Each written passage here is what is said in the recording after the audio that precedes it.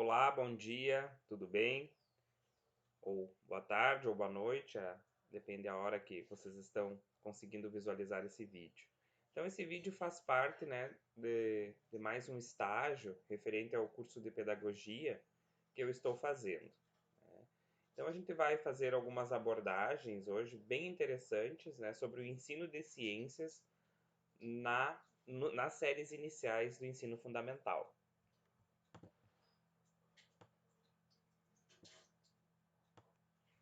Eu me chamo Thiago Silveira Ferreira, faço a pedagogia segunda licenciatura na Uninter, no polo presencial de Porto Xavier, Rio Grande do Sul. Então aqui nós já conseguimos visualizar a nossa apresentação aí. Então a gente vai falar um pouco sobre o ensino de ciências no ensino fundamental, né?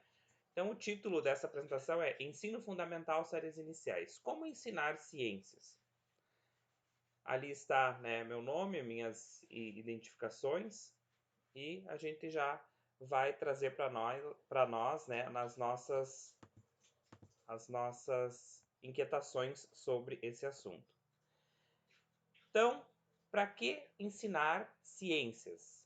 Então, a gente sempre se pergunta, né, qual é o objetivo principal de ensinar as ciências, principalmente para as crianças. A gente diz assim, os alunos maiores, o fundamental séries finais, né, já é fragmentado os conteúdos, então consegue ter um discernimento sobre cada conteúdo, sobre história, geografia, matemática, ciências, português, enfim. Os conteúdos, enfim, os componentes curriculares, como a gente chama. Mas no ensino fundamental, séries iniciais, nós temos uma tônica muito forte, porque a ciência ela é aguçada principalmente por coisas da mídia, né? E principalmente por inventos, quem é que descobriu isso, como é que funciona, né, tal equipamento. Então tudo isso envolve muita ciência. E a criança desde o início ela se questiona esse envolvimento, né, da ciência, do científico. Então ela tem essa curiosidade. Então quando a gente vai mostrando essas questões para as crianças, é de extrema importância. Então, ensinar ciências é um contínuo, né? Costumo dizer que desde quando a gente se levanta e vai usar um creme dental, uma pasta de dente, a gente está precisando das ciências. Se tu tem um despertador, se tu tem um celular, tu precisa da ciência. Aquilo dali é uma tecnologia científica que foi desenvolvida. Então você vai, né, tomar seu banho de manhã. E lá também você vai ligar o chuveiro, teve toda uma questão hidráulica envolvida, elétrica, para fazer um chuveiro funcionar. E isso é ciências. Mas assim, nós temos que pensar numa ciência que faça uma formação crítica, né? Ou um cidadão crítico e participativo nas questões da sociedade, bem como ciente de seus direitos e deveres. Às vezes a gente fala muito, né? A gente tem direitos, temos vários direitos, né? Mas os deveres, a sociedade nos comporta falar em deveres também.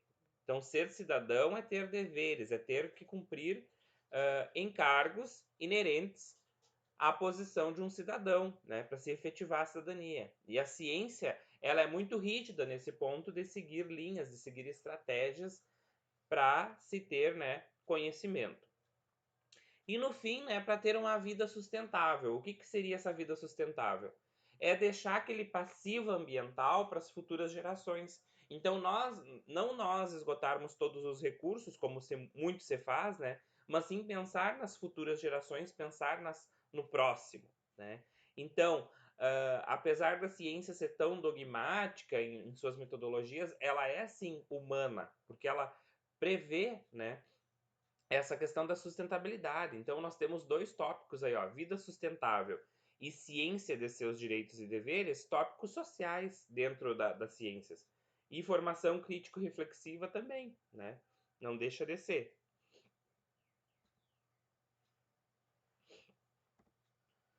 Bueno, então nós temos o estímulo, o questionamento e a construção.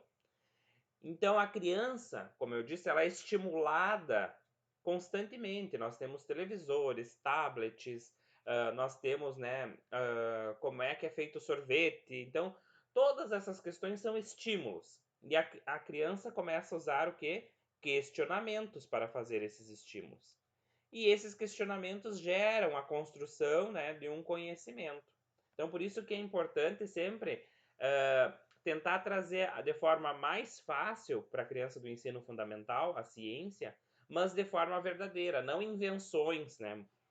Claro, você pode até trabalhar uma ficção científica, mas explicando que aquilo é uma ficção, e daí todo o conceito de ficção, né, que é uma história, né, inventada, mas na parte da ciência é importante essa construção ser baseada, né, em linhas científicas, sempre. Isso, né, com uma linguagem acessível, coerente com esses alunos, com essas alunas, indivíduos que estão numa formação, né, numa base de conhecimento, então eles têm os estímulos, eles se questionam e eles estão construindo esse cognitivo deles, né? E como ensinar ciências? Então a gente se imagina, né, numa questão contextual. Estamos, por exemplo, nesse momento vivendo uma contextualidade de pandemia. Isso aí nós temos um evento a cada 80 anos por aí, né? Já se tiveram outras pandemias, só que hoje, como nós temos uma globalização muito maior, né? Um contato muito maior entre os povos, entre as civilizações, a disseminação de uma doença também é maior. Então, nós estamos hoje numa contextualização pandêmica.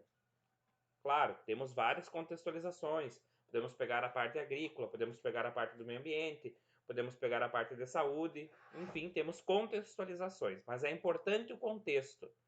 Até mesmo, por exemplo, eu trabalho lá numa escola da capital, qual é o contexto de lá? Lá, tipo, o contexto dos alunos é morar em apartamento, é uma vida bem diferente do aluno que mora no campo, né, que tem um contato mais intrínseco, né, com o meio natural, né? Não que o do apartamento não tenha, porque ele vive na natureza.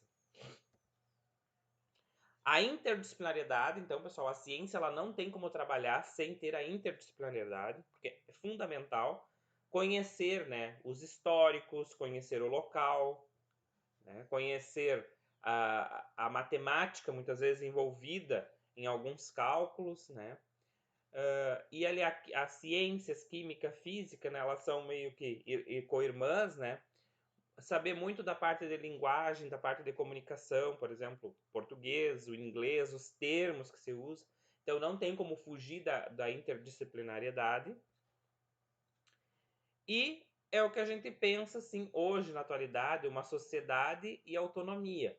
Ou seja, nós queremos um cidadão pensador ou um clicador, que vai passando as informações, clicando, ou no controle remoto, ou no tablet, ou no smartphone. Como é que a gente quer? Ou a gente quer um cidadão que ele veja a informação, né, e ele tem um discernimento sobre aquilo, um conhecimento, né?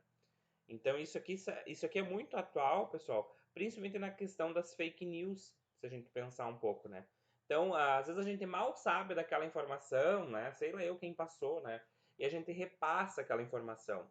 Então, nós não temos que ser clicadores, nós temos que ter uma autonomia, né? E essa autonomia não é necessariamente, eu faço o que eu quero, mas é fazer com responsabilidade o que se pode, né? E aqui eu adoro esse pensamento, né, do Chico Bento, que ele diz assim, ó: desejo uma educação em que eu aprenda a criar, pensar diferente, pesquisar, estudar, que dê valor à minha curiosidade, talento, arte e interesse. Digo não a uma educação que só me ensina a memorizar conteúdos. Por muitos anos e até hoje, na academia principalmente, o estudo de ciência é visto como uma decoreba. E não deixa de ser muitas vezes, né? E há partes que enfim, se precisa, né, de um foco mais tradicional, né? Mas se esquece dos princípios, né? E os princípios, aquele questionamento, aquele estímulo inicial lá, é importante para que o aluno possa guardar e reconhecer esse conhecimento como significativo. Como a gente já estudou, né? E vê na parte pedagógica, se analisar Piaget, se analisar Vygotsky, se analisar vários outros, inclusive Paulo Freire, vão ser contra a questão de memorização. Né? Ah, mas o aluno um dia vai fazer concurso. Sim, o aluno pode um dia e deve, né? O aluno que queira fazer um concurso público, enfim, mas nós não podemos pensar em formar o aluno somente para isso, para um concurso, para um vestibular, para uma coisa mecanicista. Nós temos que formar para a vida. E muitas vezes nós descuidamos disso, né? Porque realmente é mostrar o sentido, né, para o aluno que ele decorava, vamos supor, os táxons lá de ciência, reino, filo, classe, ordem, família, gênero, espécie, e ele decorar aquilo, mas ele não sabia o que é uma classe, o que é um reino, né? Saber o que é um gênero, o que é uma espécie. Então não adianta, porque ele só vai saber de forma mecânica. Então ele não vai conseguir diferir. Para ele, um reino e uma espécie é a mesma coisa, são coisas diferentes. Então por quê? Porque as marcas do conhecimento, elas ficam, né, com significância. Então nós temos que trazer também, principalmente para o aluno de ensino fundamental, séries iniciais, a significância. Por que classificamos os seres vivos? Teria que ser a pergunta. Porque são muitos e são muito parecidos. Se a gente pensar micro-organismos que a gente não enxerga, né, a olho nu, só enxerga com microscópio ou com microscópio de luz, o que acontece? São mais parecidos ainda. O que difere um do outro? Um exemplo é o coronavírus. O coronavírus ele já existia. O vírus SARS-CoV, né, da SARS, que é a doença da insuficiência respiratória aguda, ele já existia. Isso é uma modificação do mesmo vírus. É outro vírus. É o que acontece com a gripe. Então, essa é a relevância da ciência. E por que muda tanto, professor? Se um cachorro ele continua sendo um cachorro e o lobo é diferente já. Por quê? Porque o material genético, né? Isso é um pouco mais complexo, talvez, para abordar com o ensino fundamental, séries iniciais, se bem que a mídia fala muito já em genética. O material genético de um vírus é muito mais simples que o nosso.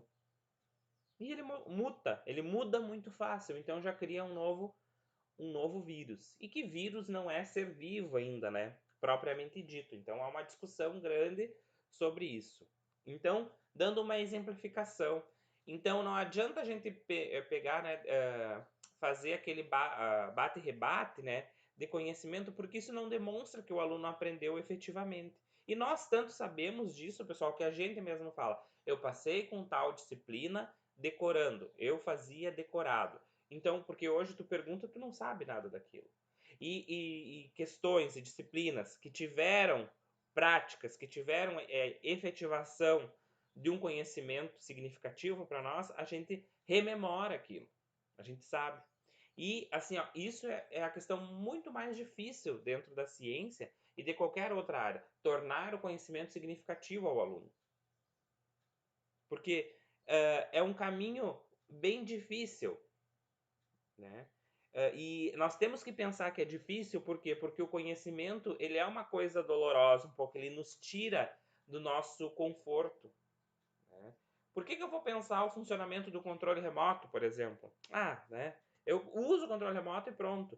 Mas isso gera, né, uma cidadania, gera uma sociedade preocupada com as questões, né? Então, o controle remoto funciona de tal jeito, de tal forma, né? Porque está no nosso dia a dia. Muitas vezes a gente não sabe nem o funcionamento, né, básico de um computador que a gente utiliza, de um celular que a gente utiliza, né? E volto a dizer novamente que estamos muito impregnados de usar as tecnologias, principalmente o brasileiro, em questões de entretenimento, não em questões científicas, em questões de sabedoria, né? Não sei que legado é esse que o nosso povo tem, que não é um legado muito bom, que nós só usufruímos sem saber, né, como fazer, né, e como ter as questões. Isso é desde a agricultura, pessoal, a gente pegando. Então, a agricultura nós só produzimos, mas nós geralmente não beneficiamos aquele produto. Por quê? Porque a gente vende para os outros beneficiar e vender para nós. Então, nós perdemos, né, essa parte. Nós desprezamos, né, fizemos uma depreciação do que é nosso, né? E isso tem que ser muito estudado. E a ciência pode mudar isso aí. E começa lá no ensino básico, lá na educação infantil, que a gente já falou, mas agora aqui especificamente no ensino fundamental, é que a gente vai começar, como diz a BNCC, esse letramento científico. Muitas vezes o aluno só memoriza porque ele não se letrou cientificamente, né? Ele só memoriza para passar. Bom, nós vamos ver aqui algumas metodologias, pessoal, para ficar uma forma mais leve, depois dessa parte filosófica, né, epistêmica, que é importante a gente pensar sobre isso, mas nós vamos falar um pouco sobre algumas metodologias que a gente pode desenvolver nas nossas aulas com, né, do primeiro ao quinto ano. Então, e vão servir lá também mais adiante para o professor de ciência, enfim, mas para a gente ter, né, como fazer essa aula de ciências ser mais prática, ser mais dinâmica, né? Mas a gente começa com o básico, que é quê? Ensinar e aprender. Muitas vezes o que eu ensino não é aprendido, né? Então nós temos essa dicotomia sempre ensinar e aprender.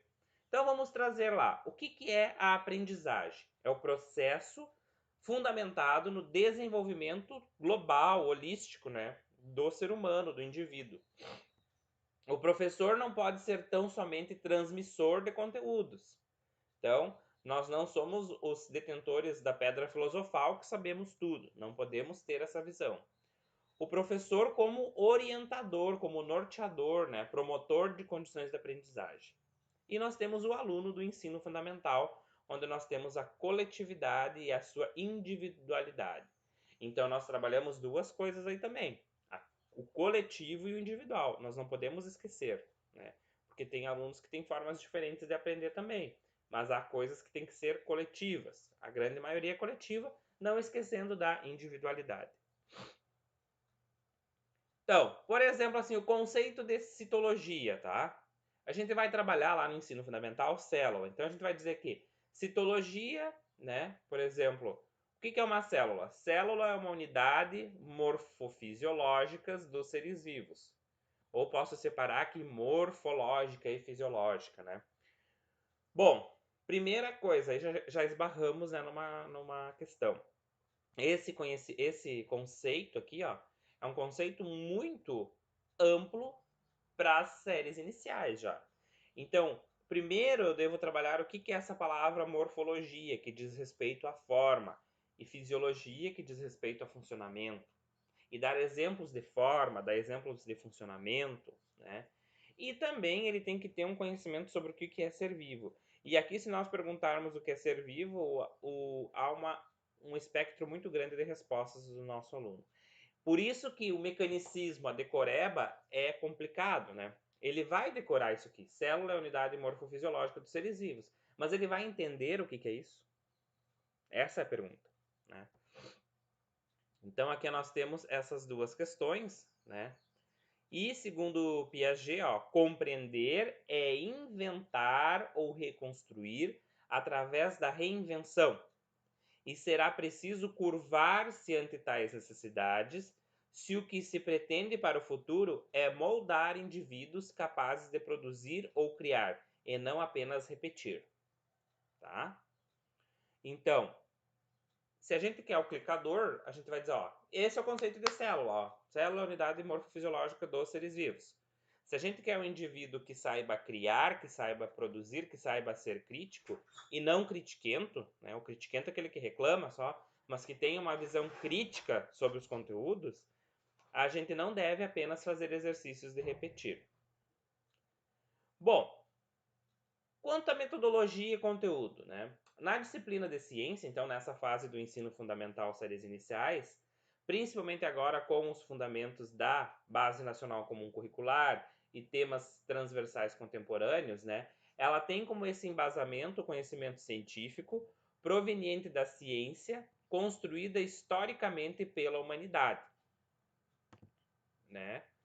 E deve incentivar a reflexão sobre a importância da vida no planeta, levar a percepção das revelações históricas, biológicas, éticas, sociais, políticas e econômicas, assim como a responsabilidade humana na conservação e sustentabilidade do planeta. O aluno deve ter acesso ao conhecimento científico, a fim de compreender conceitos e relações existentes entre o ambiente, os seres vivos e o universo. Isso aqui é muito Base Nacional Comum Curricular, pessoal, tá? Os eixos norteadores lá de ciências da base. O ambiente, os seres vivos e o universo. Numa concepção flexível e processual, por meio do saber questionador e reflexivo, tá? Então, é questionar, mas sendo reflexivo, não questões, né, tão incipientes assim. Claro que sabemos que eles têm dúvidas, né, mais grosseiras, digamos assim, que são comuns no processo de aprendizagem, mas ao final eles vão ter um espectro mais global, mais holístico, como já falamos anteriormente. Bom, daí nós temos, né, aí os parâmetros curriculares nacionais, e eu deixei eles aqui, né, como a PCN, né, os parâmetros curriculares nacionais de 1997, lembrando que nós temos hoje, né, a partir de 2017, 10 anos depois, nós temos os temas transversais contemporâneos. Porque, na verdade, pessoal, é a mesma coisa. Então, poderia até ter colocado aqui, né, a roda dos temas transversais contemporâneos da BNCC, mas eu quis citar aqui para vocês, porque é a mesma coisa, né, lá. Nós vamos ter o eixo da ética, da saúde, do meio ambiente, da orientação sexual, da pluralidade cultural, do trabalho e do consumo. Só lá nos temas transversais contemporâneos ele está mais fragmentado. Esses temas, pessoal, eles levam muito à ciência, né? E infelizmente, muitas vezes, por exemplo, saúde, meio ambiente e orientação sexual, geralmente fica só para ciência. Mas é como diz aqui, é transversal. Isso não mudou. Até na BNCC é a mesma coisa. Transversais, o que, que é? Eles perpassam todos os conhecimentos. Por isso que o professor lá da educação infantil das séries iniciais, do fundamental, ele tem que ter uma base para falar sobre o meio ambiente, para fazer uma orientação sexual, né? E quando a gente fala orientação sexual, não é falar sobre sexo somente, né? Sobre saúde, sobre higiene, sobre trabalho, consumo. Por quê? Porque são temas transversais. Todos nós, professores, temos que abarcar esses temas, de todas as áreas, né? Então, isso é um compromisso de todos os professores. E os temas de ciência se achegam bastante, né, a esses temas aqui dos temas transversais que estavam previstos lá, né, 20 e poucos anos atrás, e que voltam agora também com uma roupagem um pouco diferente, mas a mesma coisa, com os temas transversais contemporâneos, né, da BNCC. E o ensino de ciências, ó, está presente neles, que era o que eu falava. E agora a gente vai falar dos métodos, né, pessoal? Então, nós vamos dar uma passada nos métodos, assim, para a gente saber como conduzir também, talvez fazer um aporte, um auxílio, para ajudar, né, quem está olhando os vídeos, enfim, a pensar um pouco em suas aulas de ciências. E nós começamos, então, da base, como eu digo sempre. E a base lá, quando, né, a educação começou o seu alicerce pedagógico, digamos, ela era, né, uma modalidade expositiva. Não que ela não seja hoje, ela é muito expositiva ainda, né? Modalidade comum do ensino de ciências, é o que a gente chama de tradicional, ela baseia-se na repetição do professor dos conceitos, né, e conteúdos, processos econômicos, passividade discente e decrescimento da atenção. Então, por exemplo, isso já estudos, né, neurológicos, né,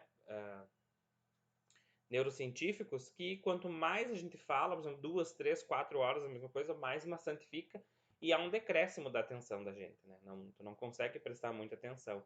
E a passividade discente, que é escutar e tentar reproduzir depois aquilo, né, numa possível avaliação. As etapas: introdução, explicação, conclusão e fixação. Então, aula tradicional. As discussões há diálogo, né? E há um convite ao raciocínio nas ciências. Tem que elaborar hipóteses.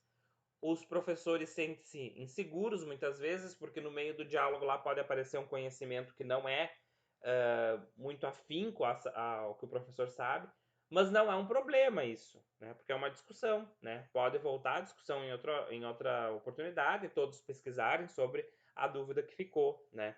Então é mais um problema de condução, né? De medo de não saber do que, né?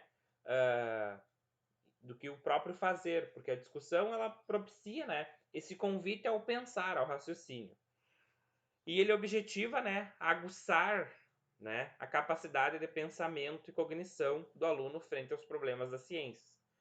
O que vocês entendem do cartaz? Então, por exemplo, se a gente pegar lá, levar o cartaz da dengue, por exemplo, né, o que você precisa saber sobre a dengue? A próxima vítima pode ser você. Então, assim, ó, é justamente propiciar essa discussão, porque a agente de saúde foi lá, falou na casa do aluno, então ele tem alguma coisa, alguma base sobre isso. Ele sabe que tem um mosquito, que mosquito é, ele sabe muita coisa. Então, muitas vezes a gente está chovendo no molhado em alguns conhecimentos e o que acontece? A gente não deixa, não dá esse espaço ao aluno falar também, né? Então, todos falar e a gente tenta também, né, corrigir algumas informações que não são tão óbvias assim. Orientar, né? Demonstração. Aqui tem uma questão, pessoal, muito importante. Há uma confusão grande, né? Vamos fazer uma aula no laboratório? Perfeito, né? Mas há uma diferença entre as aulas de laboratório. Quando o aluno faz, é uma experiência, tá? Quando o professor demonstra, é demonstração, é como está falando ali. Então, se eu for lá mostrar uma vidraria para um aluno, eu não estou fazendo ele fazer experimento. Isso é muito comum as pessoas dizerem, nós estamos fazendo experiência lá no laboratório. Não, não é experiência, é uma demonstração, tá? Experiência é outro conceito científico. Então, nós vamos demonstrar, assim como eu posso ir no museu e demonstrar algumas coisas, né? Posso, sei lá, na Câmara de Vereadores e demonstrar, fazer uma demonstração, né? E essas demonstrações, elas são muito úteis nas ciências, né? Para apresentar, né, a turmas, né, técnicas, fenômenos, espécies, né? Economiza tempo e material. Então, às vezes, tu não tem um material para cada um pegar, por exemplo, né, um copo de Becker. Daí tu vai apresentar um copo de Becker, vai passando um a um, tu mostrou o que é um copo de Becker e para que ele é usado, né? Todos veem o mesmo fenômeno ao mesmo tempo também, né? Exemplo, demonstração de vidrarias é a função de cada uma no laboratório, né? Eles dizem assim, é um monte de vidro, mas cada vidro tem um nome. Então a gente, desde ali pelo segundo ano, né? Mais no quarto, quinto ano, é importante já levar os alunos, caso a escola tenha, né? E mostrar essas vidrarias, o que é cada uma, elas têm nomes diferentes, tá? E mostrar também essa origem dos nomes, né? Porque os nomes, né, diferentes. Aulas práticas, né? Despertar e manter o interesse do educando, envolver os estudantes em investigações científicas, desenvolver a capacidade de resolver problemas, compreender conceitos básicos, desenvolver habilidades. Exemplo, né? É um teste de germinação com várias sementes, né, de várias plantas. Isso sim é uma aula prática, né? Uma prática científica já. Então, por exemplo, aqui, ó, como fazer, né? Colocar 10 sementes de cada tipo para germinar em papel germinador em temperatura controlada, né? E fazer aqui, né, uma diferenciação desses 10 dias, né? Feijão, milho, soja, trigo e girassol. Como é que elas vão germinar, né? Durante esses 10 dias. Aí sim é um experimento que a gente está fazendo com eles. Um experimento muito básico.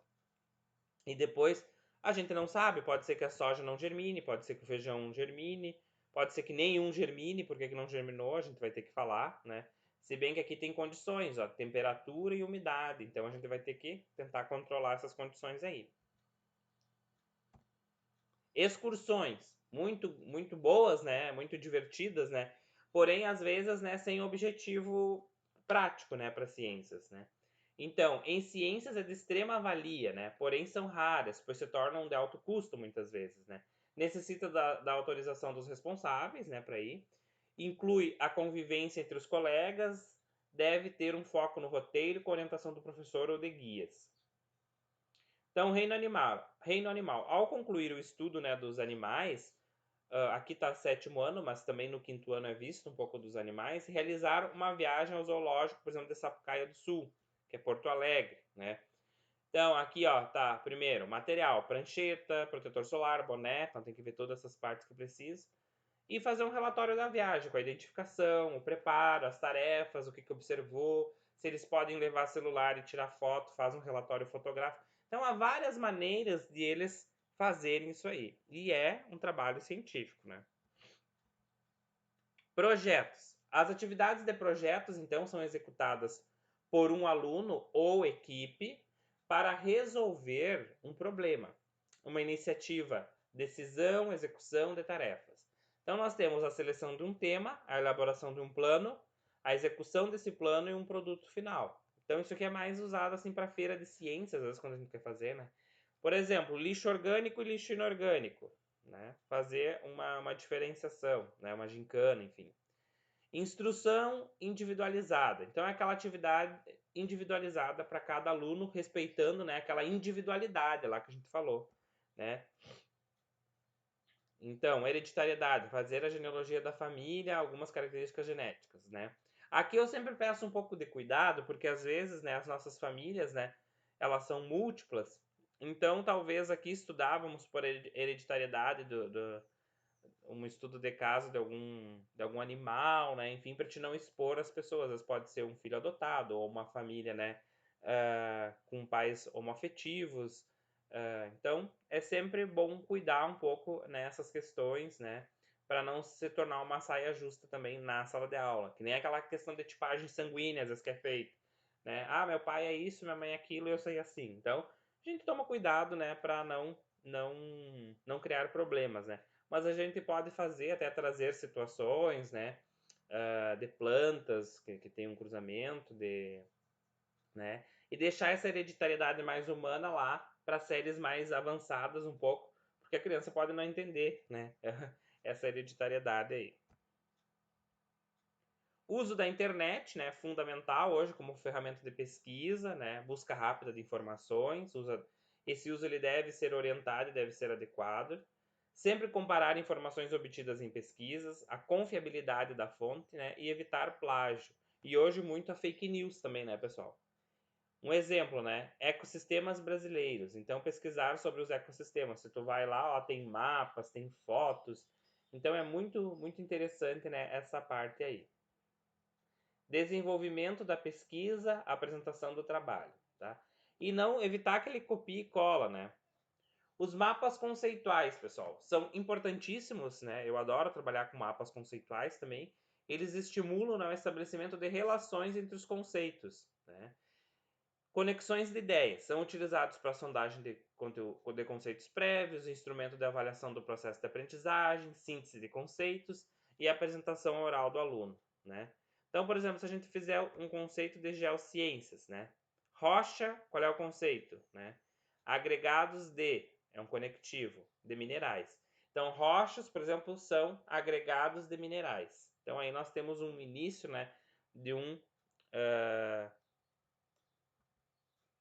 nós temos um início, né, de um mapa conceitual aí. Então, por exemplo, rochas, o que são rochas? São agregados de minerais. Isso é uma proposição, né, para fazer esse mapa. Vídeos didáticos e filmes, né, enriquecem, né, as aulas. O vídeo didático ele se baseia com a função pedagógica. Já o filme não, o filme é uma produção artística, né? Ele não tem fim pedagógico, mas ele pode ser sim incorporado, né, para se falar, né, sobre algum tema. Por exemplo, doença no sangue, como leucemia, tem vários filmes, né? Como esse Uma Prova de Amor, né? Então, elaborar um roteiro de observações, né? Socializações das impressões e informações coletadas pelo aluno, discussão sobre filme e contextualização em relação ao tema. Então, se a gente vai pegar aquele filme, ele não tem um fim pedagógico, e o fim pedagógico quem dá somos nós, professores. Então tem que ter esse feeling de pegar essas informações, né? Não só de olhar o filme, ai, mas é triste, sei lá eu, ela vive ou ela não vive no final, mas é pegar as questões, né, científicas, né? Qual é a doença, que remédios, né, a menina tomava, por que sintomas ela tinha, né? Então é importante. Bom, pessoal, aí nós temos algumas referências utilizadas para essa apresentação, né? E eu deixo aqui o meu muito obrigado a todos que estão colaborando nesse momento assim que está complicado assim para nós em virtude da pandemia, na realização dos nossos estágios, né? Agradeço mesmo de coração ao empenho em vir, em comentar, em dar o seu like e fazer o seu comentário, né? No vídeo anterior também várias pessoas vieram, comentaram, algumas puderam visualizar depois, enfim, eu digo, não, mas visualiza, tá lá disponível, né? E assim, espero de verdade mesmo que ajude o trabalho pedagógico de vocês, né? Porque é um comprometimento sempre a gente estar partilhando o pouco que a gente sabe e tentando ajudar, né, os colegas frente aos inúmeros desafios que nós temos em ensinar, né? Como a gente diz lá, que aprender é diferente de ensinar, né? Mas a tarefa de ensinar para que o aluno aprenda, né? E a tarefa de educar continuamente, né? Em meios, né? No nosso contexto atual, que é um contexto pandêmico, mas no contexto atual lá do espaço escolar também. Então, um grande abraço e eu aguardo, né, os comentários de vocês e as curtidas aí, tá ok? Grande abraço. Tchau, tchau.